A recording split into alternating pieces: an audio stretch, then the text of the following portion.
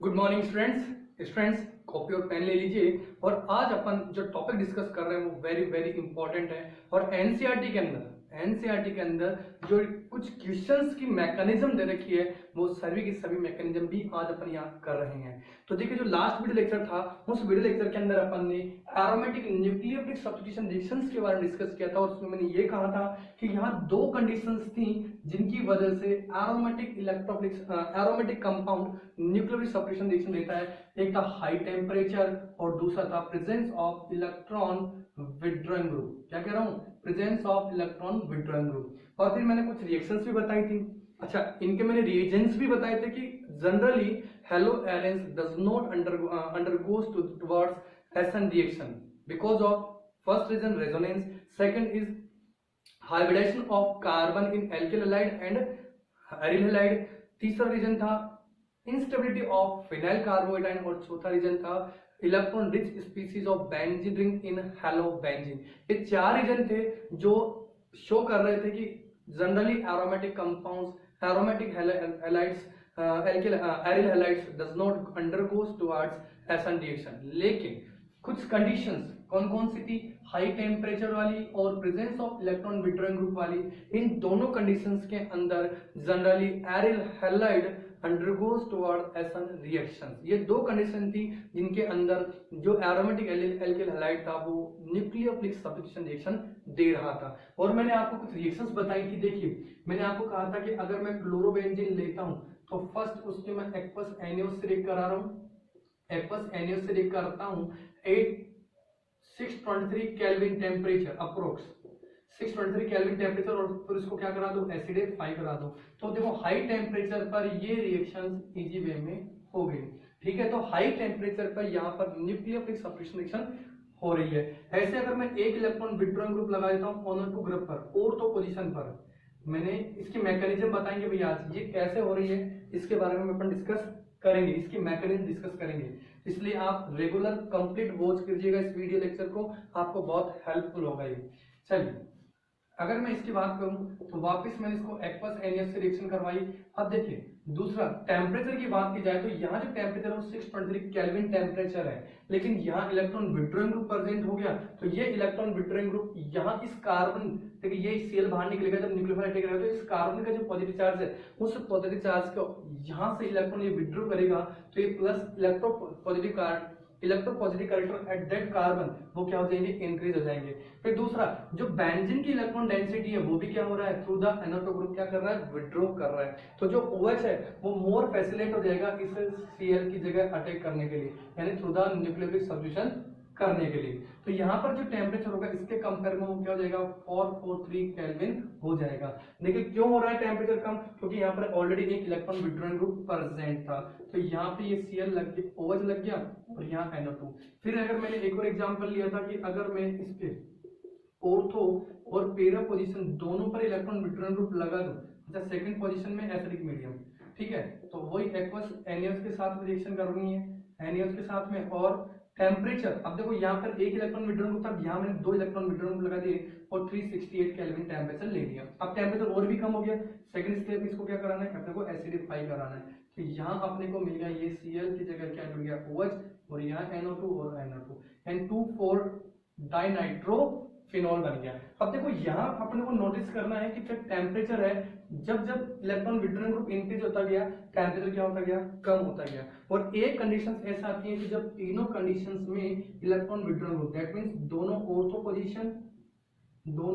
Position और एक पेरा पोजीशन, तीनों जगह अगर मैं इलेक्ट्रॉन विड्रॉइंग ग्रुप लगा दूं तो अब ये रिएक्शंस और इजी वे में कंप्लीट होगी, क्योंकि मोर एसाइल होगी।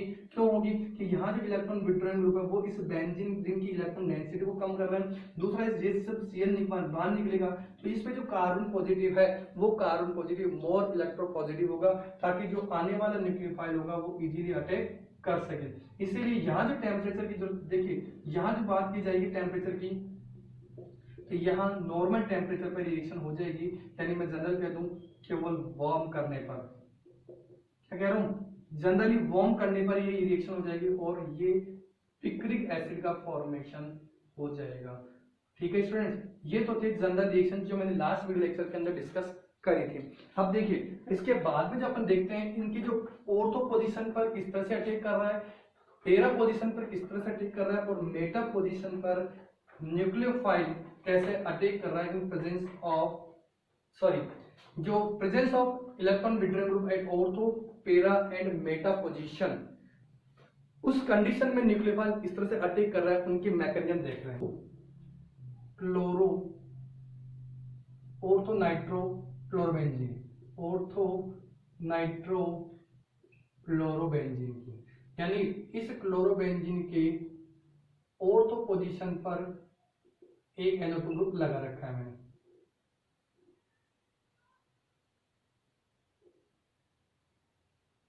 यहां पर ये NO2 ग्रुप लगा रखा है, ठीक है। अब ऑर्थो पोजीशन पर इस NO2 ग्रुप को मैं ये लिख सकता हूं क्योंकि यहाँ पे ये जो बॉन्ड है डेटिव बॉन्ड है, तो इस स्ट्रक्चर को मैं कुछ इस तरह से ड्रॉ कर सकता हूं क्या, देखिए समझिएगा, यह डबल बॉन्ड, ये Cl, ये N डबल बॉन्ड O और ये नेगेटिव का ऑक्सीजन नेगेटिव और ये नाइट्रोजन पॉजिटिव, क्योंकि डेटिव बॉन्ड है तो मैं इस तरह से उसको राइट कर सकता हूँ। अब देखिए यहाँ जो Cl उसके पास में ये लोन पेयर है। अब ये पाई इलेक्ट्रॉन डेंसिटी और यहाँ मैंने लिया न्यूक्लियोफाइल, ये न्यूक्लियोफाइल यहाँ पर अटैक करेगा, ठीक है।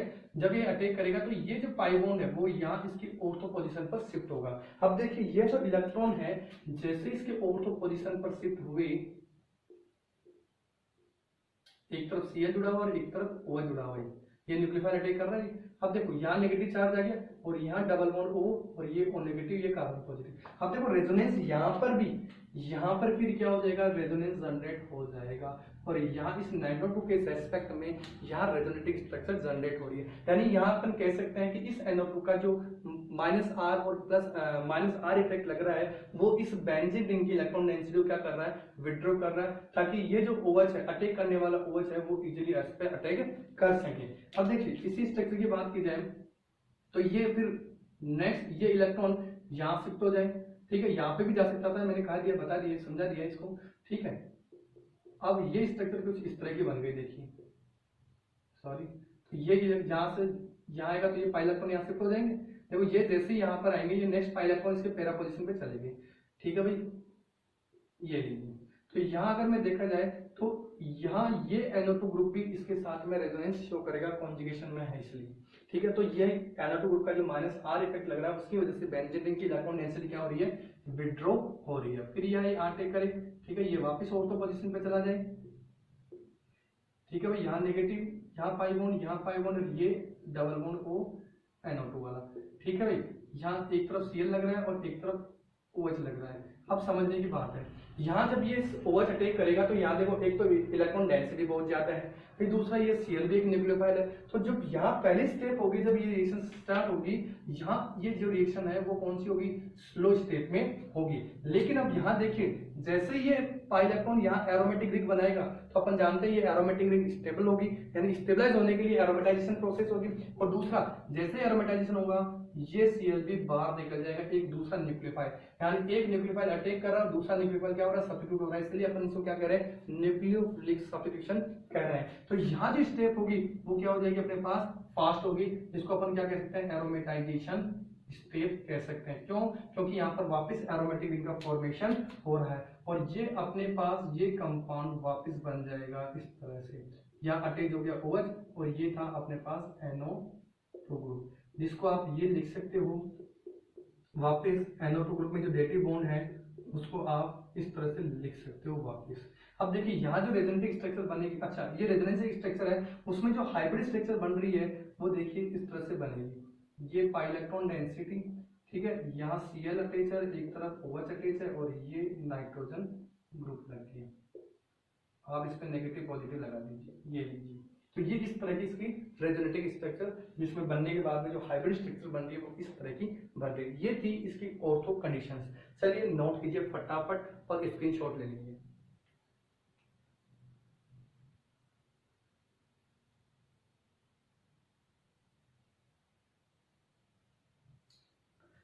ठीक है, नोट कर लिया होगा। चलिए मैं इस ऑर्थो वाली पोजीशन को रफ कर रहा हूं, अब मैं इसके पैरा पोजीशंस की बात कर रहा हूं। बस आपको यही पहचानना है क्योंकि एग्जाम में अपने इनकी स्ट्रक्चर ड्रॉ करवा सकता है, क्वेश्चंस पूछ सकता है, क्योंकि एनसीईआरटी की बुक के अंदर 10.9 एक ARSC का क्वेश्चन दे रखा है। इसके अलावा एक इसी क्वेश्चंस के नीचे एक पैराग्राफ दे रखा है जिसमें ऑर्थो और पेरा पर जो NO2 ग्रुप लग रहा है वो किस तरह से प्रेजेंस ऑफ NO2 ग्रुप की वजह से किस तरह से हेलोबेंजीन और क्लोरोबेंजीन एसन रिएक्शन दे रही है। ठीक है, अब अपन बात करते हैं पेरा पोजीशन पर अगर कोई इलेक्ट्रॉन विड्रॉल ग्रुप लगा हो, यानी पेरा नाइट्रो क्लोरोबेंजीन की बात की जा रही है।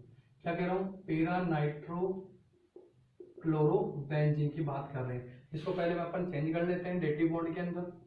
चलिए, ये हो गया डेटिव बॉन्ड O नेगेटिव, ये नाइट्रोजन पॉजिटिव, ये डबल बॉन्ड O। ठीक है, ये पाई बॉन्ड है अपने पास, ये अपने पास Cl है और यहाँ ले लिया मैंने न्यूक्लियोफाइल OH। ठीक है, ये न्यूक्लियोफाइल इस पर अटैक करेगा, ये पाई बॉन्ड पहले ऑर्थो पोजीशन पे शिफ्ट होंगे। ठीक, यहाँ जो स्टेप है वो कौन सी हो जाएगी, स्लो स्टेप हो जाएगी। क्यों हो जाएगी, अपन जानते हैं कि बेंजीन रिंग ऑलरेडी एक इलेक्ट्रॉन रिच स्पीसीज है।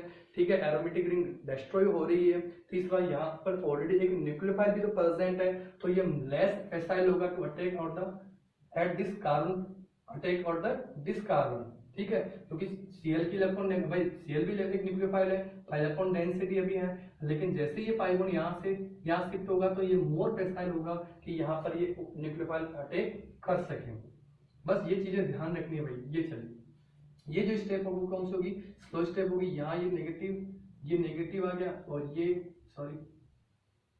Cl और यहाँ पर जुड़ गया OH, और यहाँ अपने पास ये ग्रुप है NO2 ग्रुप वाला, ये नाइट्रोजन पॉजिटिव और ऑक्सीजन नेगेटिव। फिर ये इलेक्ट्रॉन डेंसिटी यहाँ पाई बॉन्ड बनाएगी तो next pi electron para position पर शिफ्ट हो जाएंगे।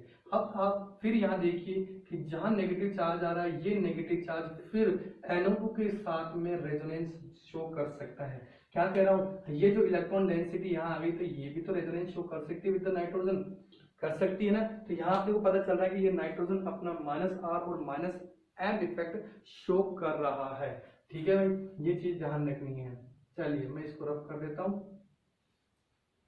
चलिए, और ये अपने पास जनरल स्ट्रक्चर बन गई, यहाँ पाई बॉन्ड बन गया, ये पाई बॉन्ड, यहाँ एक तरफ OH जुड़ा हुआ है और एक तरफ Cl जुड़ा हुआ है। फिर ये इलेक्ट्रॉन डेंसिटी वापस यहाँ आए तो next pi electron ortho position पे शिफ्ट हो जाए।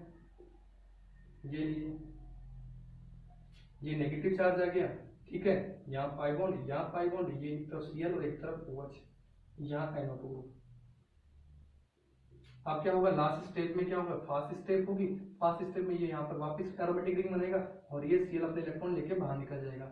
ये Cl बाहर निकल गया और अपने को पेरा नाइट्रोफिनोल का फॉर्मेशन हो गया। ये लीजिए, ये O नेगेटिव पॉजिटिव। अब देखो यहाँ से अगर अपन ये कहें कि इसकी जो हाइब्रिड स्ट्रक्चर होगी वो कैसे बनेगी, तो अपन यहाँ बता सकते हैं कि जो पाई इलेक्ट्रॉन डेंसिटी है वो इस तरह से डिलोकलाइज हो रही है। ठीक है, एक तरफ Cl लगा हुआ है, एक तरफ OH लगा हुआ है, यहाँ NO2 ग्रुप लगा हुआ है। ये लीजिए, ठीक है भाई। तो यहाँ इसकी ये रेजोनेटिव स्ट्रक्चर भी बन गई। अब देखो इसको लास्ट में क्या लिख सकता हूँ, मैं इसी तरह लिख सकता हूँ। इसको क्या लिख सकता हूँ लास्ट में, जो पॉजिटिव नेगेटिव चार्ज है डेटिव बॉन्ड को, उसको मैं ऐसे लिख सकता हूँ वापस डेटिव फॉर्म में। ये पाई बॉन्ड यहाँ, ये लीजिए। तो इस तरह से अपन ये कह सकते हैं कि ऑर्थो और पेरा पोजीशन पर जो इलेक्ट्रॉन विड्रॉइंग ग्रुप प्रेजेंट है, उस इलेक्ट्रॉन विड्रॉइंग ग्रुप के पास वजह से या रीजन से मोर फैसाइल हो जाएगा कि एक न्यूक्लियोफाइल इस हैलोजन पर इस कार्बन पर अटैक करे, उस Cl को बाहर निकाल दे। कहां पर, एरोमेटिक हेलोबेंजीन के अंदर। इसीलिए ये कहा जाता है कि अगर मैं हाई टेम्परेचर दूं या फिर अगर इलेक्ट्रॉन विड्रॉइंग ग्रुप प्रेजेंट हो तो उस कंडीशन पर hello arenes is more facilitate toward the nucleophilic substitution reaction. I hope ये बात समझ में आ गई होगी। फटाफट नोट कीजिए या स्क्रीनशॉट ले लीजिए, तुरंत लीजिए बेटा।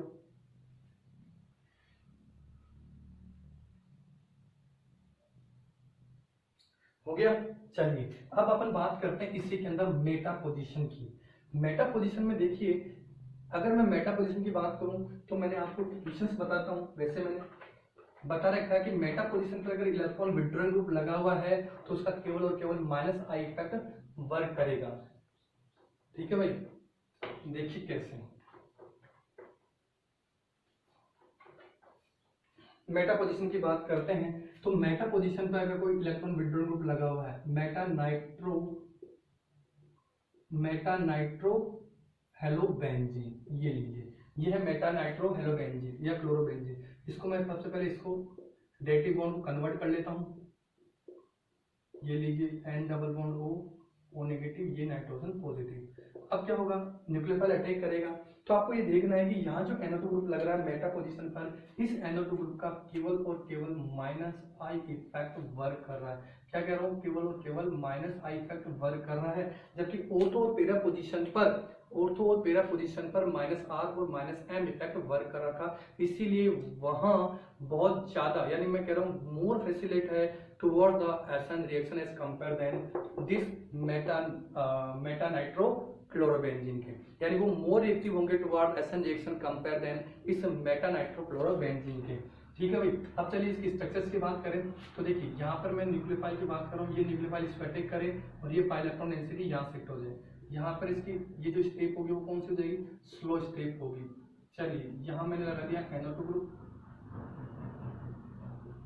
यहाँ नेगेटिव चार्ज आ गया, ये पाई बॉन्ड और ये Cl और एक तरफ OH। अब देखिए यहाँ जैसे ये ये इलेक्ट्रॉन डेंसिटी यहाँ पाई बॉन्ड बनाएगी तो नेक्स्ट पाई बॉन्ड यहाँ शिफ्ट हो जाएगा। अब इस सिचुएशन में आप देखिए कि क्या ये नाइट्रोजन NO2 ग्रुप का माइनस आर या माइनस एम इफेक्ट लग रहा है क्या, ये देखिए। अब यहाँ पाई बॉन्ड बना दो, तो यहाँ ये डबल बॉन्ड O और ये नेगेटिव, ये पॉजिटिव, ये नेगेटिव। अब आप खुद देख सकते हैं यहाँ पर कि जो NO2 है उस NO2 का केवल और केवल माइनस आई इफेक्ट वर्क कर रहा है, क्योंकि ये जो पाई इलेक्ट्रॉन डेंसिटी थी उन ऑर्थो पैरा पोजीशन पे इस NO2 ग्रुप के साथ में कॉन्जुगेट में थी, रेजोनेंस में थी, लेकिन यहाँ पर इसकी कोई भी रेजोनेटिक स्ट्रक्चर नहीं आ रही है। ध्यान रखना, यहाँ पे इस NO2 के साथ में कोई भी रेजोनेटिक स्ट्रक्चर नहीं बन रही है। इसका मतलब यहाँ पर इस नाइट्रोजन का, देखिए यहाँ पर इस नाइट्रोजन का केवल और केवल, इस नाइट्रोजन का केवल और केवल minus I effect he work कर रहा है। कौन सा इफेक्ट काम कर रहा है, माइनस आई इफेक्ट, जबकि वहां ऑर्थो और पैरा पोजीशन पे माइनस आर या माइनस एम इफेक्ट वर्क कर रहा था। इसीलिए वो more facile toward the SN reaction as compare than this meta nitro chlorobenzene. अब क्या होगा देखिए नेक्स्ट। अब देखिए इसमें लिख रखा है आगे, ये पाई इलेक्ट्रॉन यहाँ, सॉरी ये इलेक्ट्रॉन डेंसिटी यहाँ पाई बॉन्ड बनाएंगे तो next pi bond ortho position पे शिफ्ट हो जाएंगे और ये इस तरह की स्ट्रक्चर्स लास्ट में ड्रॉ हो जाएगी। या नेगेटिव यहाँ पाई बॉन्ड, ठीक है, ये NO2 ग्रुप है इस तरह से, ये लीजिए, ठीक है, यहाँ ये Cl जुड़ा हुआ है और एक तरफ OH जुड़ा हुआ है, यहाँ ये पाई बॉन्ड। अब होगा क्या, लास्ट स्टेप होगी वो कौन सी, फास्ट होगी, ये एरोमेटाइजेशन होगा, यहाँ से एरोमेटिक रिंग बनेगी और ये Cl बाहर निकल जाएगा और ये वापस NO2 बन गया और यहाँ जुड़ गया OH। लेकिन ध्यान रखना ये लेस फैसिलेट होती है या बहुत कम रिएक्टिव होती है toward the SN reaction as compare than the ortho nitro halobenzene and para nitro halobenzene. फटाफट नोट कीजिए इसको, स्क्रीनशॉट भी ले लीजिए भाई, टाइम खराब नहीं होगा आपका। अब देखिए एनसीईआरटी के अंदर एक लैंग्वेज लिख रखी है, इसमें कह रखा है कि can you think why does NO2 group show its effect only at ortho and para position and not at meta position, यानी ये इफेक्ट ऑर्थो और पैरा पोजीशन पे ही क्यों लग रहा है, मेटा पोजीशन पे क्यों नहीं लग रहा है, इसके बारे में कह रहे हैं। तो ये कह रहा है कि as show the presence of NO2 group at the ortho and para position withdraw the electron density from the benzene ring and thus facilitates the attack of the nucleophile on the haloarines. The carbon anion thus formed is stabilized. क्या कह रहा हूँ, the carbon anion is formed is stabilized through the resonance. The negative charge appeared at ortho and para positions with respect to the halogen substituent in is stabilized by NO2 group, while in the case of metanitrobenzene none of the resulting structures bear the negative charge on carbon atom bear the NO2 group. Therefore the presence of NO2 group at meta position does not stabilize the negative charge and no effect on reactivity is observed by the presence of NO2 group at the meta position. ये language अपनी NCERT book के अंदर लिखी हुई है, तो I hope आपको ये जो मैंने डायग्रामेटिकली या जो रेजोनेटिव स्ट्रक्चर समझाई उससे अपने को पता चल गया कि किस तरह से ऑर्थो और पैरा पोजीशन वाले जो nitro chlorobenzene ortho para position वाले मोर फैसिलिटेटेड है toward the SN reaction as compare than the meta nitro chlorobenzene के, क्योंकि अपन जानते हैं कि वहां पे माइनस आर और माइनस एम इफेक्ट लग रहा है, जबकि यहाँ पे केवल माइनस आई इफेक्ट लग रहा है। यहाँ ये माइनस आई इफेक्ट का कोई काम रोल नहीं हो रहा है, केवल अगर वहां देखा जाए तो बेंजीन की इलेक्ट्रॉन डेंसिटी को विड्रॉ कर रहे हैं, यहाँ ऐसी कोई भी सिचुएशन नहीं हो रही कि ये बेंजीन को विड्रॉ कर रहा है, इसीलिए वो मोर रिएक्टिव है toward the SN reaction. I hope ये कंप्लीट वीडियो लेक्चर आपको समझ में आ गया होगा। ओके फ्रेंड्स, इसके बाद में जो लेक्चर होगा अपना वो एल्कोहल चैप्टर का होगा, और एल्कोहल चैप्टर के अंदर अपन उसके इंट्रोडक्शन की बात करेंगे, क्लासिफिकेशंस की बात करेंगे और उसके नॉमेनक्लेचर की बात करेंगे। इसलिए आप कंटिन्यू इस वीडियो लेक्चर को देखते रहिए, और जिन बच्चों ने सब्सक्राइब नहीं कर रखा है वो सब्सक्राइब कर लीजिए, ताकि जैसे ही मैं आपको ये वीडियो लेक्चर अपलोड करूँ उसका नोटिफिकेशन आपको मिल जाए। Okay friends, thank you, have a nice day.